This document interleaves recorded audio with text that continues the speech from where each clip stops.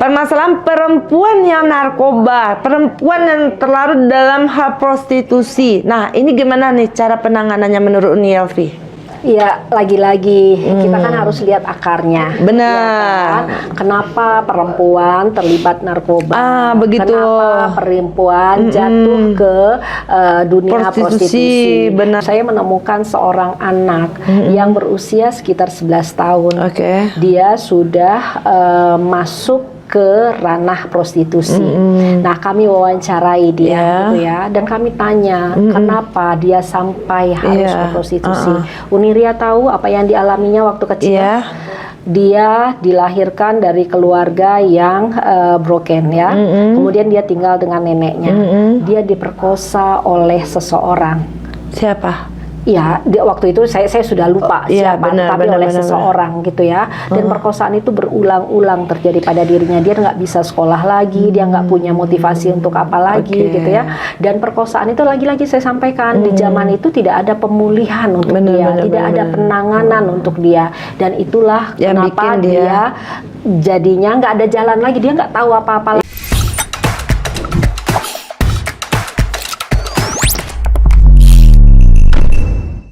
Assalamualaikum warahmatullahi wabarakatuh. Ketemu lagi bareng Uni nih di podcast seru bareng Uni.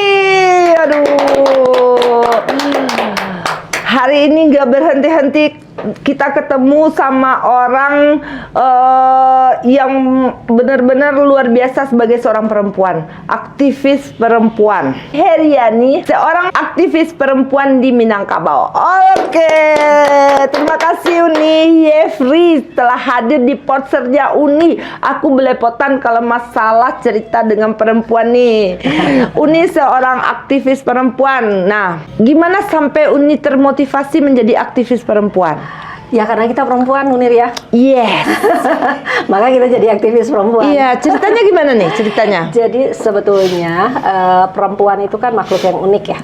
Yes. Nah, ketika makhluk yang unik, beragam juga yang dialami oleh perempuan. Nah, kenapa menjadi concern dengan isu ini? Di antaranya memang melihat bahwa ternyata keunikan perempuan ini tidak hanya memberikan dampak yang baik dalam kehidupan perempuan, tapi tidak sedikit persoalan-persoalan yang membuat hal yang merugikan perempuan. Benar-benar. Di antaranya tindakan-tindakan yang tidak adil pada perempuan, yang berdampak pada peminggiran perempuan, yang kita sebut dengan marginalisasi perempuan, subordinasi terhadap perempuan, ada beban ganda yang harus diemban oleh perempuan, terus juga ada label-label yang ditempelkan pada diri perempuan, benar. Juga kekerasan yang tidak sedikit harus dialami oleh perempuan. Persoalan-persoalan ini nggak bisa didiamkan karena dulu dianggap itu takdir gitu ya. Tapi sebetulnya itu kan bukan takdir. Itu sesuatu yang dihadirkan,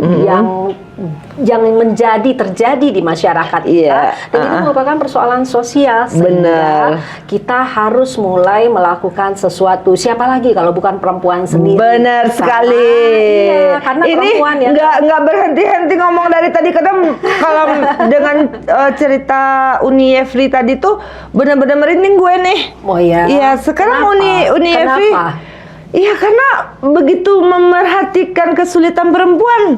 Karena semua perempuan tuh benar-benar banyak masalah kalau saya rasa gitu kan. Tapi mereka harus sendiri melihat apa sih sebetulnya persoalan perempuan? Oh, complicated. Wow.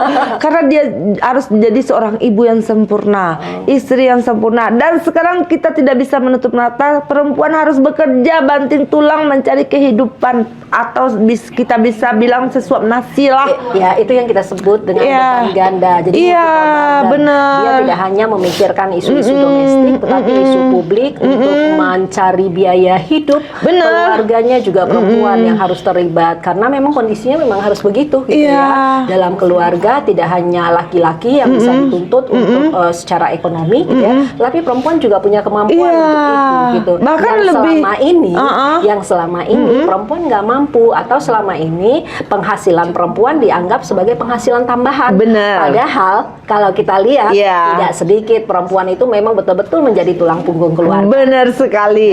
Nah, ini gue menarik nih kalau ngomong masalah perempuan. Sekarang kalau kegiatan Uni Yefrit ini sebenarnya apa? Kegiatan banyak lah ya. Iya, yang pokok lah. Kalau yang pokok itu ya kita harus memastikan. Jadi saya itu sekarang itu lebih memastikan bagaimana sih sebetulnya berbagai isu-isu perempuan itu menjadi perhatian publik gitu ya. Karena dia persoalan sosial gitu. Jadi lebih ke situ yang saya yang lebih saya fokuskan gitu. Selain nanti organisasi-organisasi yang lain lah yang harus dikerjakan gitu ya. Iya, karena kita itu kan makhluk sosial. Ya kan, perempuan itu makhluk sosial. Ya kan, perempuan itu makhluk biologis juga. Perempuan itu ya artinya semua bisa kita lakukan seperti makhluk laki-laki bisa lakukan. Iya, tapi laki-laki ada yang nggak bisa dilakukannya. Dia melahirkan nggak bisa. Tapi itu luar biasa banget perjuangan kita sebagai perempuan. Kita mengandung 9 bulan, kita harus melahirkan.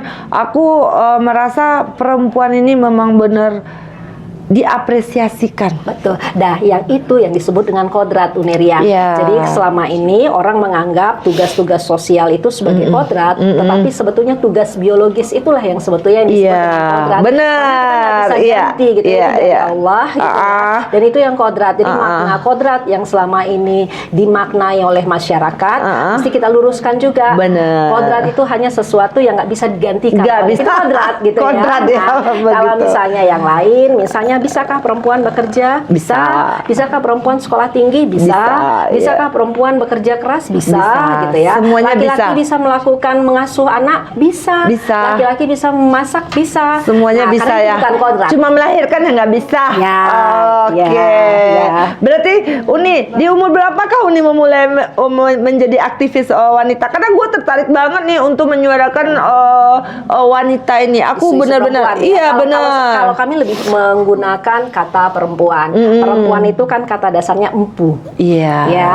Empu itu ya sesuatu yang baik. Benar. Gitu. Kalau wanita itu biasanya kalau dalam bahasa Jawa itu artinya wani ditoto. Jadi siap untuk ditata. Sementara kan kita adalah makhluk yang sebetulnya punya kebebasan karena kita punya hak juga. Gitu ya. Tidak harus ditata terus. Gitu. Karena kita juga bisa menata sendiri apa yang kita inginkan tujuan. Luar biasa banget gitu ya. nih. Nah gitu, jadi kalau di umur berapa waktu itu seingat saya masih semester 2 di perguruan tinggi gitu. Jadi ada teman-teman yang ngajak ngobrol, diskusi untuk isu-isu perempuan di sebuah lembaga namanya Perkumpulan Keluarga Berencana Indonesia. Saya terlibat di sana gitu ya, dan kemudian saya menjadi volunteer di lembaga itu, ngurusin lah isu-isu perempuan gitu. Jadi isu perempuan misalnya ada tindak perkosaan di mana gitu ya, itu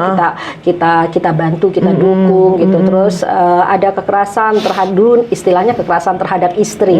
Nah sekarang kekerasan dalam rumah tangga gitu ya, kita berikan fokus pada isu itu. Atau ada perempuan pekerja migran gitu yang terdampar di Sumatera Barat, kita dukung mereka untuk mereka bisa mendapatkan akses layanan hukum di provinsi kita dan kemudian dipulangkan ke wilayah mereka.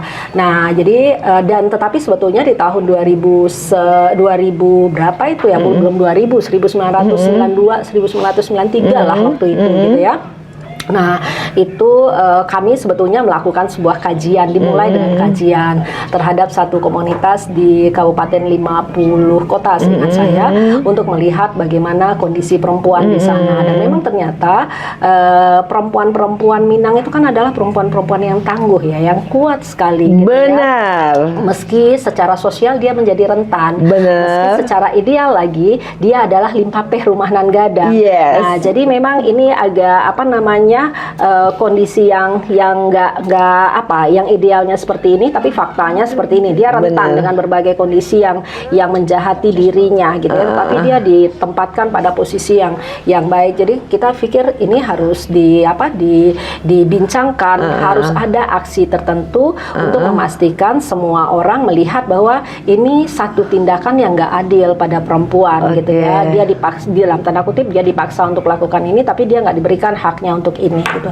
Nah, kita ngobrol dengan banyak pihak, dengan tokoh-tokoh masyarakat, tokoh adat, tokoh agama, dan waktu itu salah satu isu yang kita bincangkan itu adalah ternyata di Sumatera Barat yang menempatkan posisi perempuan itu terbaik gitu ya, dan kita adalah negeri matrilineal di antara tidak banyak yang matrilineal di dunia ini, kita di antara yang cukup besar komunitasnya gitu. Ternyata perempuan-perempuan di Minang juga mengalami banyak bentuk kekerasan, dan ketika kita diskusikan waktu itu masih banyak penolakan, Uniria. Jadi penolakan dari banyak pihak, dan bahkan kita di stereotip lah, dilabel lah sebagai wah perempuan-perempuan yang melawan apa segala macam. Sebentar Uni, kita kasih satu-satu poin ya, biar netizen kita tuh lebih paham nih not yang akan kita sampaikan. Pertama, sepanjang perjalanan Uni, apa kisah perempuan yang paling menyedihkan yang Uni pernah selesaikan? Ya, kalau kalau kita lihat banyak kisah lah sebetulnya. Ya, tapi yang paling yang paling itu gini, seorang anak. Anak usia TK, 5 tahun gitu ya, diperkosa oleh seorang kakek. Allahu Akbar. Itu Uni melihat nyata kejadiannya. Kejadiannya mana ada perkosaan yang dilihat. Itu kejadiannya tuh Uni tahu. Kita tangani. Jadi kasusnya dilaporkan ke lembaga kami. Gitu. Nah, itu belum seberapa ya. Nah, ketika kami datangi keluarganya, kami ngobrol dengan semua anggota keluarganya, maka baru terungkaplah bahwa mamanya juga diperkosa oleh orang yang sama. Allahu Akbar. Itu satu ya. Dan cerita itu kan juga langsung, dan neneknya juga mengakui orang yang sama juga pernah melakukan tindak yang ke neneknya. Jadi bayangin ya, dari nenek, mamanya, cucunya, anaknya gitu ya. Itu soal satu orang yang sama. Artinya Uniria, itu umur berapa tuh kakeknya? Ya udah 70-an waktu itu. 70. Gitu ya. Jadi bayangin kan, artinya kan memang usianya memang kalau pelaku perkosaan itu usianya kan beragam gitu ya. Dengan kondisi yang seperti itu, saya mau ngomong gini sebetulnya berbagai kasus kekerasan ini selama ini kan didiamkan. Didiamkan ya. Orang menganggap ini ya tadi yang saya bilang itu udah takdir lah, biarlah diamkan aja. Tapi sebetulnya setiap tindak kekerasan pada perempuan harus diadukan. Agar kita punya tindakan untuk mengatasinya dan memulihkan si korbannya. Kalau enggak kan yang tadi itu dari waktu-waktu diam sampailah ini ke cucu. Ke cucu dia ya. Nah, kita skip di situ dulu. Setelah dia mengadu nih ke kemana tadi? Ke lembaga perempuan ya.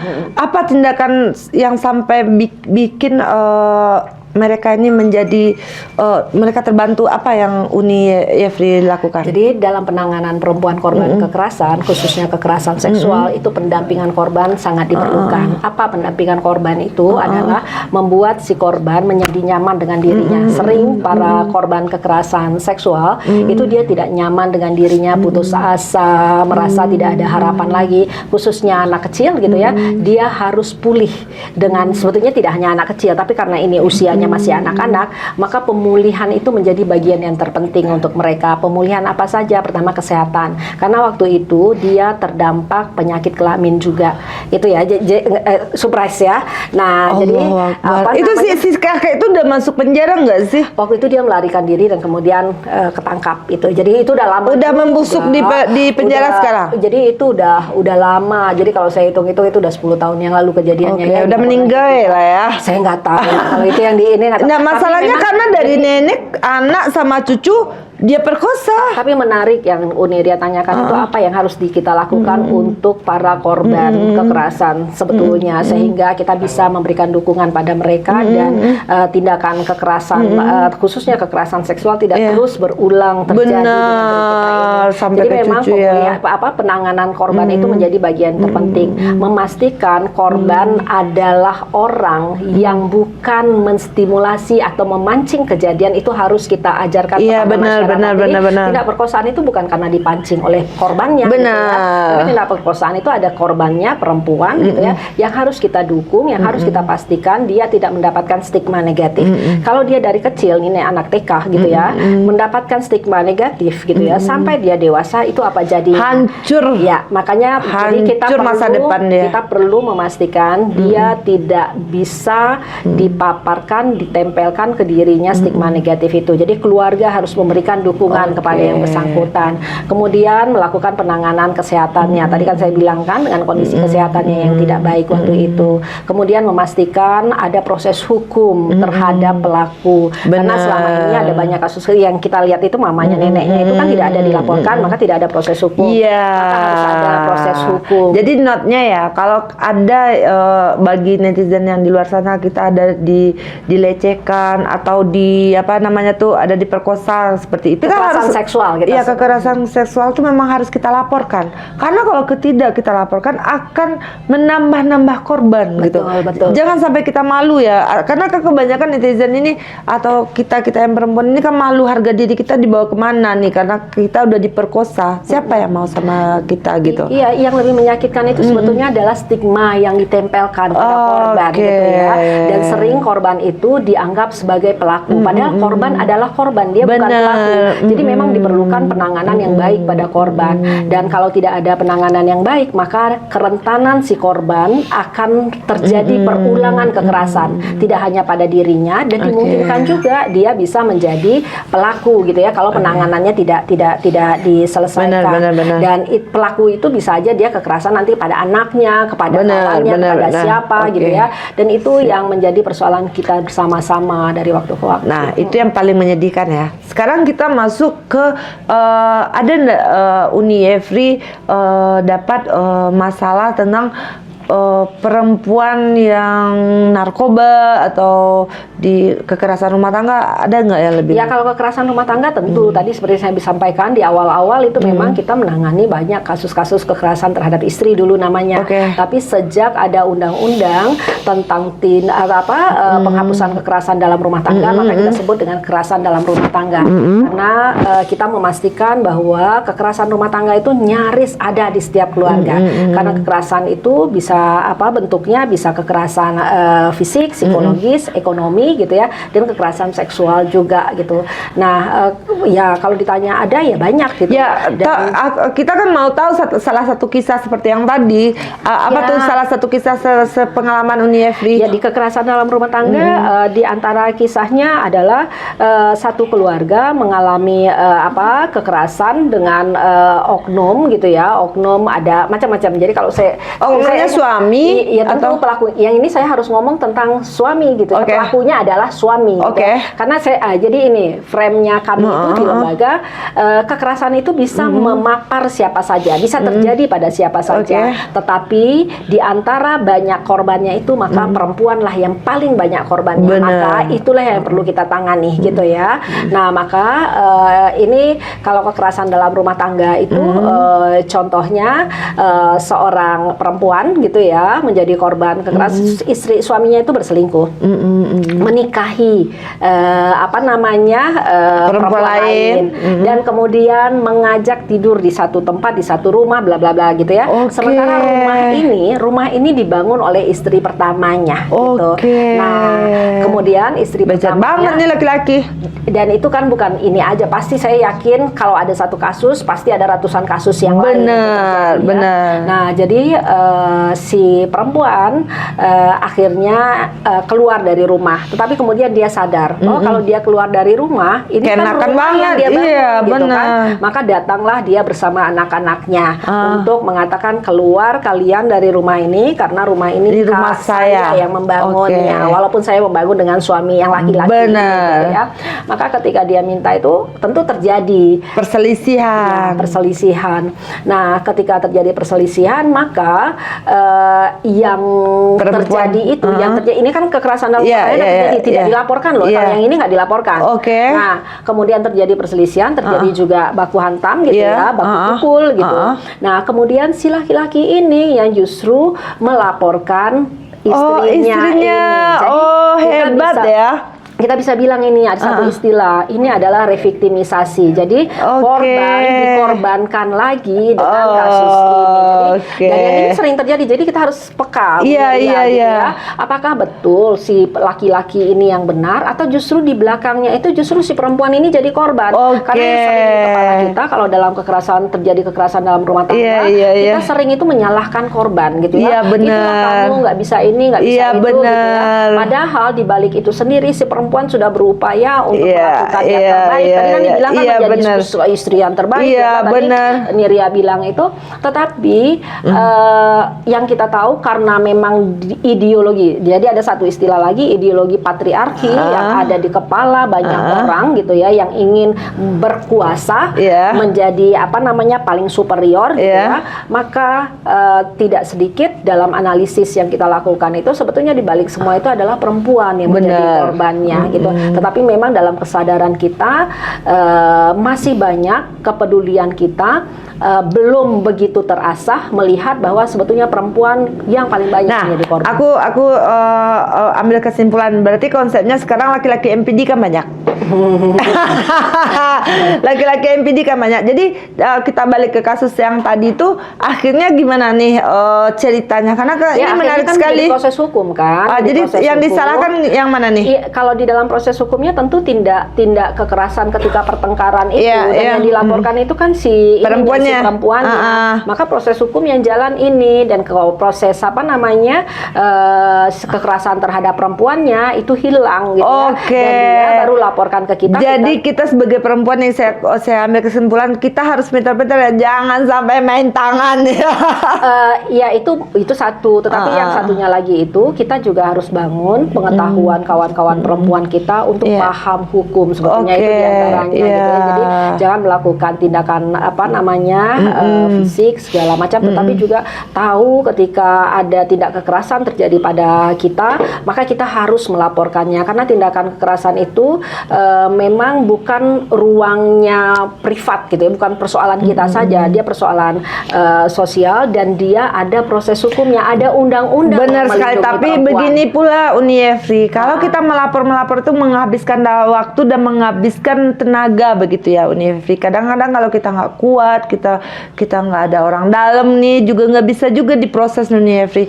Sementara sepengalaman saya di dalam bidang hukum, kita juga harus mengetahui permasalahan hukum ini dengan hukum-hukumnya tuh kan memang harus bisa kita. Kalau orang perempuan yang bekerja itu kan nggak nyampe ke sana ya Uni Efri ya. Jadi memang karena saya memang pernah bekerja di lembaga yang melakukan pengawasan terhadap penyelenggaraan layanan publik, memang PR negara ini adalah bagaimana layanan publiknya ini peduli dengan perempuan. Nah, saya mau bilang nih, ini kita kan masih dalam rangka Hari Kemerdekaan Republik Indonesia. Dalam rangka Hari Kemerdekaan Republik Indonesia ini, apakah perempuan betul-betul sudah merdeka, sudah menikmati kemerdekaan ini? Nah, ternyata kalau Niria bilang bahwa masih sulit mengakses layanan publik, artinya kemerdekaan itu kan belum ada. Masih ada kekerasan terhadap perempuan, maka perempuan itu belum merdeka. Masih terjadi penindasan pada perempuan, artinya perempuan itu belum merdeka. Begini ya, kita sebagai perempuan tuh harus pintar. Pintar-pintar menjaga diri kita ke depannya, karena dengan hal kita terlalu menyerahkan diri ke laki-laki pun kita bakalan tersiksa juga ya. Lebih baik kita bisa men-safety diri kita sendiri, walaupun dengan keluarga atau rekan bisnis atau yang lainnya ya. Karena perempuan ini kalau udah roboh, udah runtuh, yang dirugikan itu anak-anak. Benar nggak Uni Efri? Ya, saya setuju itu bahwa perempuan harus berdaya, itu bagian penting. Tapi di balik itu sendiri, agar perbaikan secara menyeluruh terjadi, perlu kita lakukan juga perbaikan di sistem sosial kita, sistem hukum kita gitu ya, agar memang tadi perlindungan terhadap perempuan itu betul-betul menjadi sesuatu yang dirasakan oleh perempuan. Karena memang kalau buat saya bagaimanapun, karena kita bernegara, tentu kita bicara ke negara gitu ya, bahwa negara sudah punya janji kemerdekaannya, maka diantaranya itu yang harus kita ambil tuh melindungi segenap bangsa Indonesia dan mensejahterakan. Jadi perempuan itu kan harus sejahtera gitu. Benar sekali. Itu Niria. Uni Efri ini udah berpengalaman dengan kata-kata yang bisa menginspirasi dan dan cara-cara yang bisa bikin perempuan tuh di alur yang benar dan dibantu dengan yang benar. Sementara kita tidak menutup kemungkinan perempuan yang lain lebih sibuk mencari sesuap nasi, Uni Efri. Iya. Ya kan? Jadi sekarang ini saya sebagai seorang perempuan, kenapa saya di titik sekarang ini saya masih berkarya, saya masih berusaha, karena saya ingin mengapresiasi ke perempuan di luar sana. Lu siapapun dirimu, lu pantas sukses, lu pantas bahagia. Betul. Jangan sampai dirimu terlarut dengan semua masalah yang ada di hidupmu. Kita fokus dengan diri kita dan keluarga kita, begitu. Jadi aku menerapkan bukan keluarga yang sempurna, bukan keluarga yang kita bayangkan yang luar biasa itu akan jadi sukses. Dari keinginan dan cita-cita kita pasti bisa mencapai cita-cita kita. Dengan pengalaman Uni Efri yang aku lihat terlalu detail, Uni Efri menjelaskan, karena benar-benar hal yang dijalani Uni Efri ini benar-benar udah bisa membantu semua perempuan di luar sana, begitu. Aku bikin brand Akila ini bukan aku memberi sponsor atau gua mempromosikan. Akila itu artinya wanita kuat dan wanita hebat. Oke. Ya. Kita sebagai perempuan, kita punya hayalan tinggi. Betul. Kita mau mempunyai sebuah keluarga yang sempurna, tapi takdir bilang kita tidak bisa.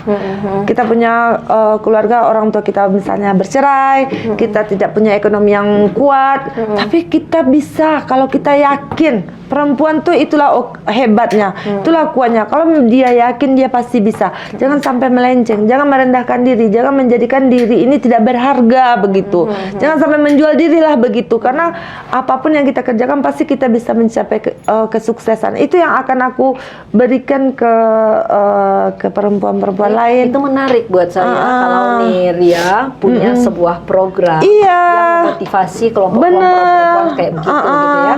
Dan memang banyak banyak upaya atau program-program yang dilakukan oleh beberapa komunitas, termasuk sebetulnya Nurani Perempuan punya beberapa komunitas yang ditujukan untuk bagaimana perempuan-perempuan bisa lebih kuat, bisa menghadapi kehidupannya dengan cara dia berjuang untuk dia dan keluarganya, tetapi di dalam keluarga pun dia dikuatkan untuk saling menghargai.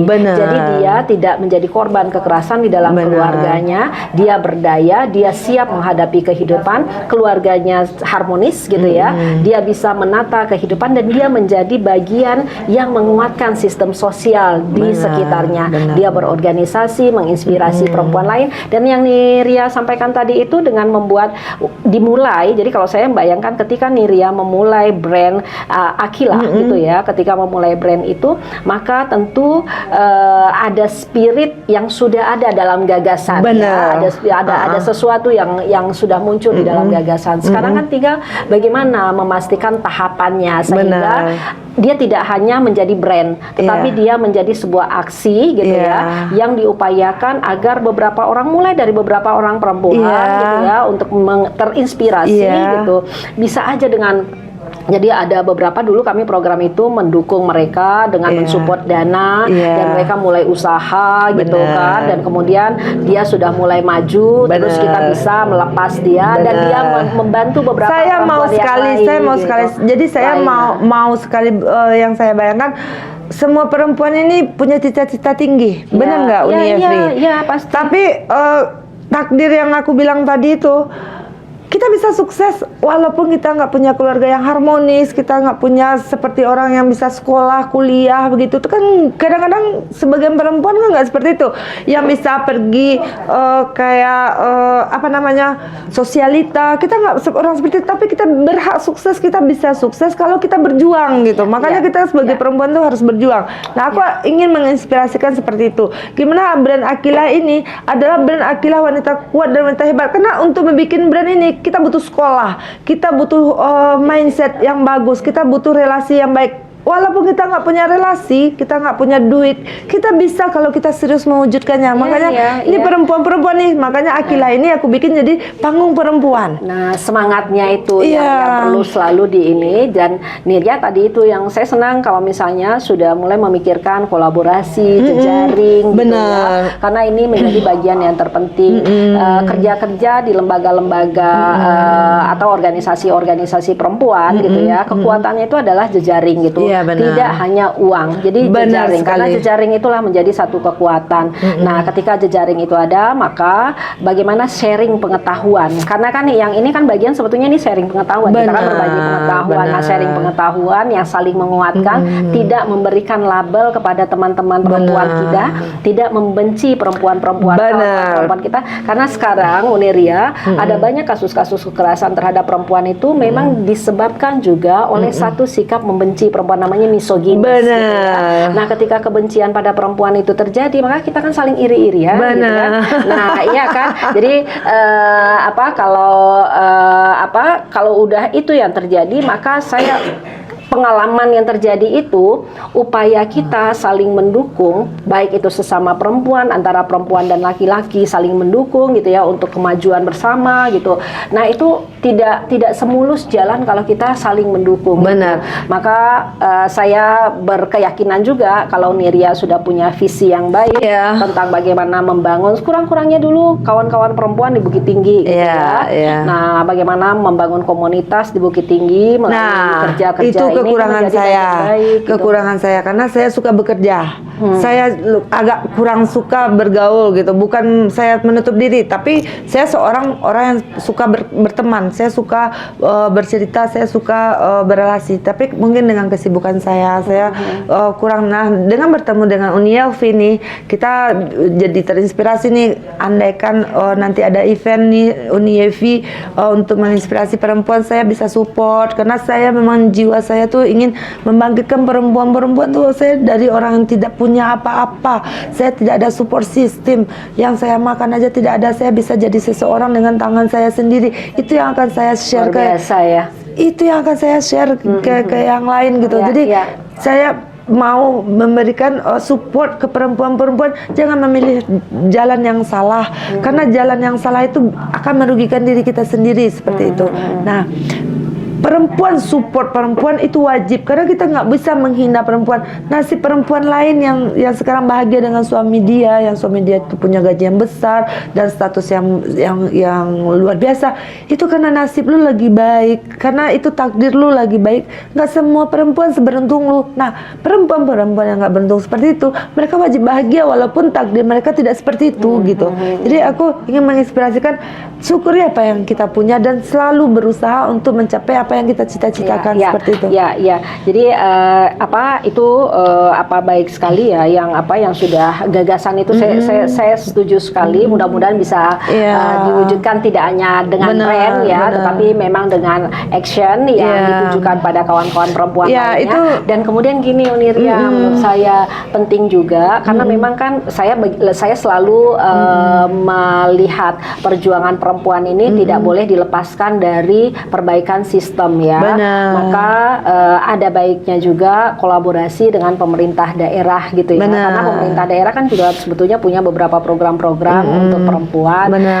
Kalau misalnya belum terfikirkan oleh pemerintah daerah, Nirya yang menginisiasinya gitu. Jadi Nirya dengan brand yang ada gitu ya, menginisiasi berbagai event yang melibatkan itu kita kasih nanti kesempatannya untuk Uni Elvi, karena aku lebih mau Uni Elvi apapun yang untuk perempuan gua support nih Uni Elvi, nanti Uni Elvi ya kasih aja apanya ke aku gitu, karena sebagai perempuan kan multi talent nih, kita tuh kan lebih ke dalam dulu kan Uni Elvi, tapi kalau lebih bermanfaat ke orang lain itu akan kita apresiasikan, apalagi itu jiwa gua banget gitu.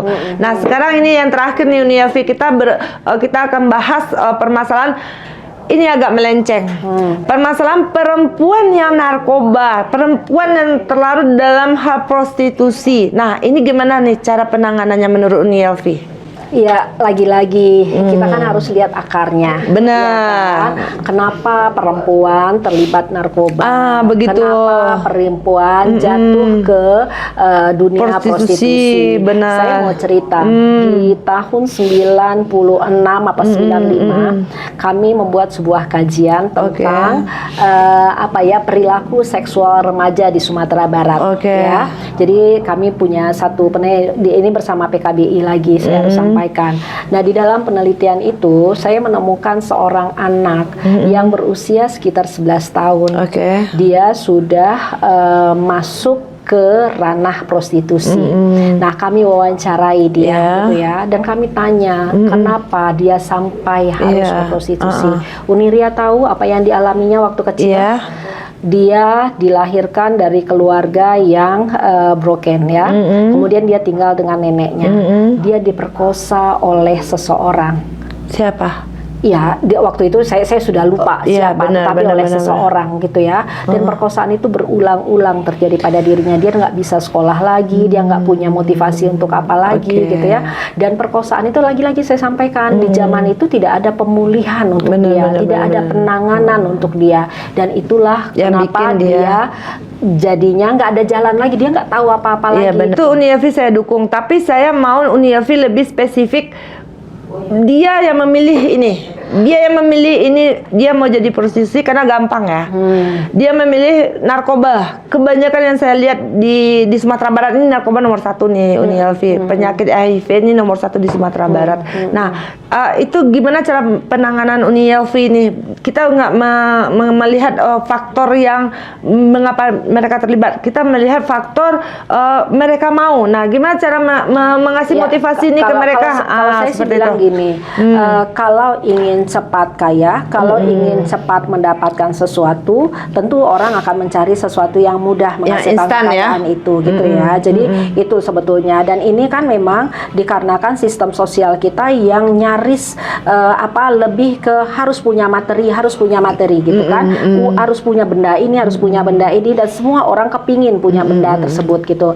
Jadi kalau misalnya terjadi seperti itu, memang yang perlu kita yang baru perlu kita bangun itu adalah kalau sudah menjadi penjual narkoba, tentu ini pemakai. Kalau sudah menjadi pemakai narkoba, tentu dia harus mendapatkan penanganan BNN, itu menjadi bagian penting gitu ya. Dan kalau perlu dia direhab, ya harus direhab. Kalau perlu mendapatkan upaya pemulihan ke depan, ya harus dilakukan seperti itu, dan itu harus komprehensif gitu ya. Karena yang sering terjadi itu dia terputus Uniria gitu ya, dia terputus dan kemudian kembali lagi, terputus kembali lagi. Termasuk juga kawan-kawan yang masuk ke dunia prostitusi. Sebelum mereka memutuskan untuk menjadi prostitusi, jadi pemahaman Uni Elvi, nasihat Uni Elvi ini ke netizen apa? Ya, jadi kalau sebelum nih memilih karena udah terfikir. Iya kan? Buat saya sih gini, Uniria, yang saya tahu itu ya, yang saya tahu itu sebagai manusia nggak ada yang kepingin memilih yang buruk. Benar. Itu ya. Tapi ada yang memilih instan Uni Elvi. Benar. Jadi nggak ada orang yang ingin memilih sesuatu yang buruk dan berisiko pada dirinya. Tetapi akhirnya memilih ini karena yang tadi kita sebutkan tadi. Dan kemudian satunya lagi itu memang lagi-lagi saya harus kembali lagi ke sistem sosial kita sebagai orang Minang ya. Kalau dulu itu di Minangkabau gitu ya, kita masih punya harta pusako yang bisa digunakan untuk anak kemenakan dan lain-lain gitu ya. Tapi sekarang saya ngelihat bahwa ternyata harta pusako itu kan semakin sedikit, kita miskin jadinya gitu ya. Jadi memang satu lagi itu pemiskinan itu yang terjadi itu menjadikan pemiskinan perempuan. Jadi yang paling penting itu bagaimana kita, saya berharap apa yang Ria lakukan Akila itu, upaya kita untuk meningkatkan kesejahteraan perempuan itu harus dilakukan. Itu maksud aku nih, aku karena melihat keadaan gitu nih Elvi. Jadi aku minta statement Uni Elvi sedikit saja karena kita udah mau berakhir nih. Gimana mindset wanita-wanita sekarang, perempuan-perempuan ini nggak memilih prostitusi? tentu perempuan-perempuan perlu mempunyai kesadaran yang lebih kuat lagi. Kalau ada pekerjaan yang tidak berisiko pada diri kita, tentu kita harus memilih pekerjaan yang tidak berisiko pada diri kita, berisiko lebih besar ya, karena setiap pekerjaan pasti ada risikonya gitu. Yang apalagi berisiko pada terjadinya penindasan, kekerasan pada kita gitu ya. Dan kemudian menjadi bagian yang terpenting adalah bagaimana kita menjadi perempuan yang kuat, yang bisa menjadikan diri kita gitu, contoh untuk anak, menjadi inspirasi untuk untuk ya menginspirasi diri sendiri, itu menjadi bagian yang terpenting. Seperti dia itu menginspirasi diri sendiri, inspirasi diri sendiri, mencari sesuatu yang lebih baik gitu ya. Dan kemudian membangun kelompok. Jadi kelompok yang bisa saling tadi support kepada kita ini aja, kita jangan terjebak pada prostitusi, tetapi kita menjual misalnya boleh nggak ya kami reseller di Uniria misal gitu ya, atau apalagi gitu. Dan kemudian satu barang itu tidak selalu menjadikan kita manusia yang bermartabat. Saya tambah Uni Elvi, apakah benar statement saya, kita adalah contoh untuk generasi-generasi kita yang berikutnya gitu. Jadi lebih baik kita menghargai diri kita sendiri sebelum orang lain menghargai diri kita. Benar begitu, Bu? Kita harus menghargai diri kita. Iya. Jadi kita harus berpikir positif saja ya. Nah, cerita tentang perempuan ini menarik sekali, nggak bakalan habis nih cerita kita. Nah, sekarang ini Uni Elvi, kita akan menunggu nih Uni Elvi, Akila akan mensupport nih semua aksi-aksi Uni Elvi untuk perempuan. Kalau saya gini, justru harus saling gitu ya. Buat saya ketika Uniria sudah melakukan sesuatu, maka hal yang terpenting itu kita bangun kemitraan jejaring gitu. Apalagi di Bukit Tinggi ini sangat banyak sekali. Ada Niria itu punya rektor perempuan di sini gitu. Nih, lu catat ya. Jadi lu ada rektor perempuan di UIN, ada banyak aktivis perempuan di sini perempuan gitu harus ya. kita, karena kita panggung perempuan nih. Nah, itu jadi bersama kawan-kawan di Bukit Tinggi kita bikin komunitas. Itu dibangun, gitu ya. Nanti kita diskusi bersama. Saya datang sekali-sekali gitu ya, karena kalau misalnya ini penasehat kita kalau, jadi bahkan punya rektor perempuan itu rektor UIN itu luar biasa kan, dia aktivis juga gitu ya. Pokoknya kita akan menyuarakan perempuan. Gimana caranya, tanya Uni Elvi supaya kita terbentuk komunitas. Kita support perempuan-perempuan. Terima kasih banyak. Ini Akila banget, panggung perempuan. Semua perempuan tuh harus ada panggungnya sendiri. Kenapa podcastnya nggak dikasih nama podcast Akila? Karena begini ya Uni Elvi, ini kan panggung saya. Panggung saya. Karena saya bikin konten itu tidak tertarik sama sekali. Kenapa saya tidak tertarik? Bukan diri saya sepertinya, tapi saya harus bikin konten dan saya harus bisa menginspirasi. Jadi saya harus bikin sesuatu yang bisa menginspirasi dan bermanfaat bagi orang lain, tapi saya juga bisa bikin konten seperti itu. Jadi makanya podcast ini berdiri, saya usahakan berdiri, mudah-mudahan bermanfaat bagi yang lain. Dan Uni Elvi ini yang membuka jiwa saya, pemikiran saya, mudah-mudahan tim saya bisa mengeksekusinya secara cepat. Gimana kita bisa menjadi inspirasi untuk perempuan di luar sana, dan nanti kita juga punya penasehat Uni Elvi yang udah merang melintang di aktivis perempuan. Terima kasih banyak Uni Elvi udah bergabung di posternya Uni. Assalamualaikum warahmatullahi wabarakatuh.